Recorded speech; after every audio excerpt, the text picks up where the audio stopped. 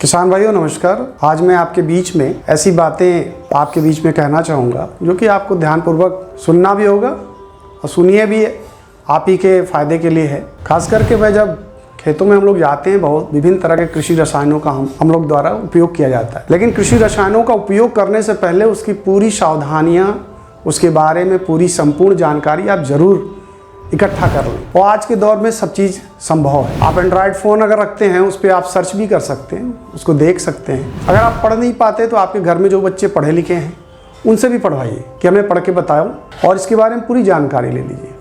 जैसे आप कभी जब भी आप देखेंगे तो आपको एक कागज़ पे लिखा हुआ पूरी जानकारी दी जाती है। उस कागज़ का आप जो भी विक्रेता हैं उनसे आप ले लीजिए, या नहीं भी हैं तो उनसे उसकी मांग करिए कि हमें दीजिए, हम पढ़ना चाहते हैं। उसमें कई भाषाओं में लिखा जाता है, उसमें हिंदी में भी लिखा जाता है। उसमें आप जब पढ़ेंगे तो उसमें ये लिखा जाता है कि ये रसायन किन फसलों में उपयोग करने के लायक है।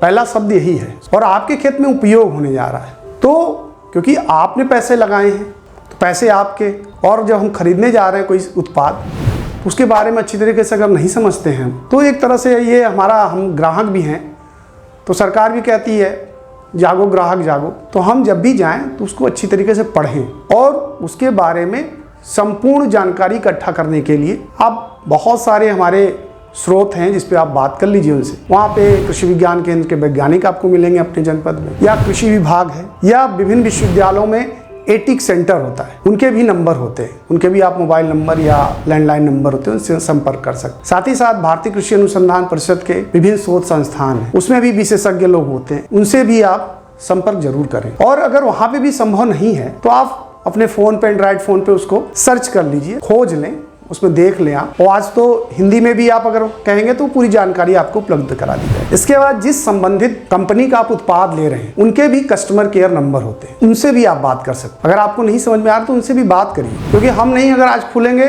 तो हमारे खेतों में वो रसायनों का प्रयोग हो जाएगा जो कि उन फसलों के लिए अनुशंसित नहीं किया गया है। जब आपको अनुशंसित नहीं किया गया तो उन खेतों में नहीं उपयोग में लाना है। क्योंकि मैंने देखा है, मैं तो जाता रहता हूँ खेतों में, तो कभी कभी मैंने ऐसी दवा देखा है कि वो दवा पड़नी है कपास में, वो पड़ रही है दवा जो है धान में। वही दवा का जो अनुशंसित मात्रा दिया गया है कि ये आप जो है आप इसको प्रयोग करें सोयाबीन में, और वो दवा पड़ रही है टमाटर के। तो ऐसी चीज़ों को जब हम गए क्षेत्रों में, जब मैं भ्रमण पे निकला तो मुझे लगा कि यहाँ पे कहीं ना कहीं हम लोग का संवादहीनता है, जिसकी वजह से ये किसान भाइयों को पूरी संपूर्ण जानकारी नहीं हो पा रही। जब भी आप लें दवा या कोई भी रसायन आप जब लें तो उसमें जो पढ़ें कि ये किन फसल के लिए, उस फसल में जो समस्या आ रही है, चाहे कीट संबंधित हो, रोगों से संबंधित हो, खरपतवारों से संबंधित हो, बढ़वार से संबंधित हो, उसके बारे में वो पूरी चीज़ें लिखी रहती हैं कि ये हमारी फसल है, इस फसल में इस कीट को अगर आपको रोकना है तो इसके लिए इस दवा की इतनी मात्रा इतने पानी में प्रति एकड़ के हिसाब से आप छिड़काव करें। अब उसमें कभी कभी ये भी लिखा रहता है कि कीटों का अवस्था क्या है। उस कीटों की अगर अवस्था को देखेंगे तो उसमें लिखा रहता है कि ये सेकेंड लार्वल इंस्टार है, फर्स्ट लार्वल इंस्टार, ऐसे लिखा रहेगा। तो वो क्योंकि कीट हैं, एक समय के बाद उनकी भी उम्र बढ़ती है, एक उम्र के बाद उनको नियंत्रण कर पाना आसान काम नहीं हो पाता है। इसीलिए क्या होता है, कभी कभी किसान भाइयों द्वारा जो निर्धारित मात्रा है उसकी वो बढ़ा के दे दी जाती है, तो उसमें हमारे साथ भी घटना होने की संभावना रहती है। इसलिए कभी भी आप जो मात्रा अनुशंसित है, कभी कभी आप देखेंगे कि आपको मात्रा रेंज में लिखा रहता है कि इतने से इतने के बीच में आपको प्रयोग करना है। तो उसके पीछे एक तर्क ये भी है, फसल को देखते हैं, फिर फसल के बाद कीट को देखते हैं हम लोग, फसल की बढ़वार कैसी है, उस हिसाब से उन मात्राओं का निर्धारण हम ऊपर नीचे, लेकिन उसमें जो रेंज लिखा रहता है उससे ज़्यादा ऊपर न जाए कभी।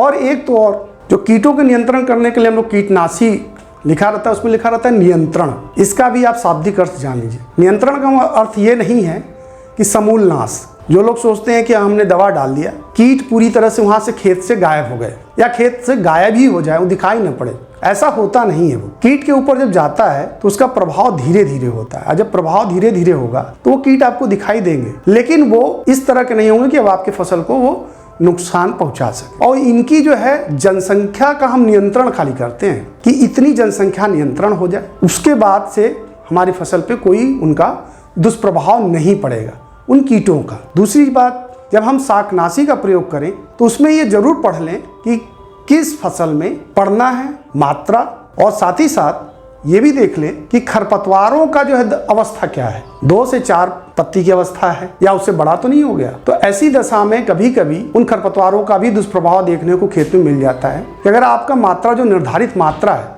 अगर उससे ज़्यादा अगर पड़ जाता है तो फसलों पे वो बहुत दुष्प्रभाव दिखाता है, उसमें हमारे फसलों को भी नुकसान हो जाता है। इसके अलावा जितने भी आप इन दवाओं का प्रयोग करते होंगे उसमें एक शब्द लिखा रहता है प्रतीक्षा अवधि। प्रतीक्षा अवधि का मतलब ये होता है कि जिस दिन आपने फसल में उस दवा को डाला उसके बाद से लेके कितने दिन तक उसका असर या प्रभाव खेत में पड़ा रहता है हमारे फसल पे। और अगर आप देखेंगे तो उसके हिसाब से आज के दौर में जहाँ दूसरे देशों को भी हमारे यहाँ का जो कृषि के हम लोग जो अनाज है या दाल है या चावल है या सब्जियां हैं, फल हैं, उनका निर्यात किया जाता है। उसमें ये लिखा रहता है कि इन दवाओं का उपयोग आप किस किस समय करें जिससे कि उसकी जो मात्रा है, जो निर्धारित मात्रा एक हमारा अंतर्राष्ट्रीय मानक है, उसे ऊपर न जाने पाए। जब ऊपर नहीं जाएगा तो आपकी वो चीज़ें या जो हमारे जो ये हमारे फसल से जो उत्पादित हमारी मात्रा है उसको इंटरनेशनल मार्केट में ले लिया जाता है।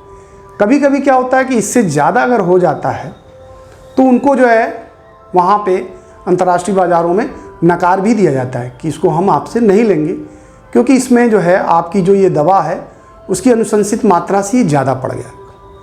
तो फसलों में इन चीज़ों का अगर आप दवाओं का प्रयोग कर रहे हैं इसको बहुत सावधानी से पढ़िए कि किन फसल के लिए, किस अवस्था पे, किन कीटों के लिए, किन व्याधि के लिए और किन रोगों के लिए या किन खरपतवारों के लिए आपको उपयोग में लाना है। ये चीजें बड़े सावधानी पूर्वक आप पढ़ के तब खेतों में उपयोग में लाएं। साथ ही साथ कुछ आपको लगे कि इसमें हमको और जानकारी इकट्ठा करना चाहिए तो इसके बारे में कृषि वैज्ञानिक होते हैं, आप चाहें कृषि विज्ञान केंद्र के वैज्ञानिक से संपर्क करें या एटिक सेंटर होते हैं जो विश्वविद्यालयों में भी होते हैं, उनसे भी आप संपर्क कर सकते। भारतीय कृषि अनुसंधान परिषद के विभिन्न शोध संस्थानें हैं, वहाँ पे भी विशेषज्ञ लोग हैं, उनसे भी आप संपर्क कर सकते। इसके अलावा जो भी हो आपको बीच बीच में एक जो है सलाह मशवरा दी भी जाती है। इसमें एक हम लोग कभी कभी मेला का भी आयोजन होता है जनपद पे, जनपद स्तरीय होता है, हम लोग ब्लॉक स्तरीय पे भी करते हैं, न्याय पंचायत स्तरीय पे आते हैं। उसमें एक कृषक वैज्ञानिक संवाद भी होता है, एक कार्यक्रम। उसमें आप जरूर ये सब चीजों का, सवालों का आप संबंधित अपने विशेषज्ञ से जरूर पूछें, उससे आपकी भी जिज्ञासा शांत हो जाएगी और आप जान पाएंगे इन कृषि रसायनों का उपयोग कितना,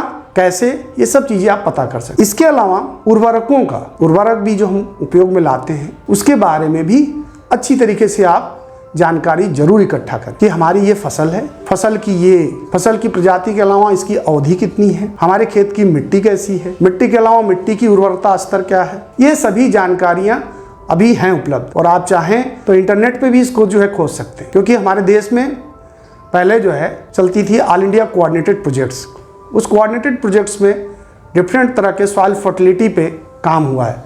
उसमें विभिन्न क्षेत्रों के लिए क्रॉपिंग सिस्टम, जिसको हम फसल प्रणाली कहते हैं, उसमें मात्रा अनुशंसित की गई है। अगर वो जानकारी आपको मिल जाए उस आधार पे खेतों में अपने इन जो हमारे एग्रीकल्चर इनपुट्स हम कहते हैं, कृषि के जो हमारे इनपुट हैं, इनको उपयोग में लाएं और सावधानी जरूर बरतें। इससे आपको लाभ भी होगा। भविष्य में हम आगे भी आपको ऐसे विषयों पे जानकारी देते रहेंगे। धन्यवाद।